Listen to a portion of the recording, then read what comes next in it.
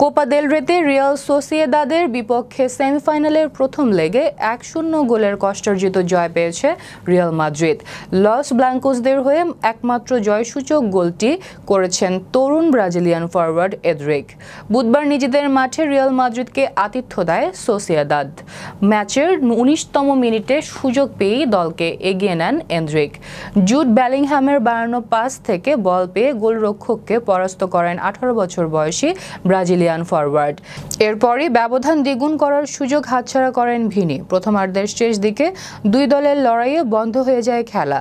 দুই দলের অধিনায়ক ও দুই কোচের সঙ্গে আলোচনা করে কয়েক মিনিট পর আবার খেলা শুরু করেন রেফারি। 1-0 লিড নিয়ে বিরতিতে যায় রিয়াল মাদ্রিদ। বিরতির পর পাল্টা আক্রমণের পসরা সাজায় দুদল। তবে প্রতিপক্ষের রক্ষণভাগকে ফাঁকি দিয়ে বল জালে জড়াতে ব্যর্থ হয় উভয় দলের ফরওয়ার্ডরাই।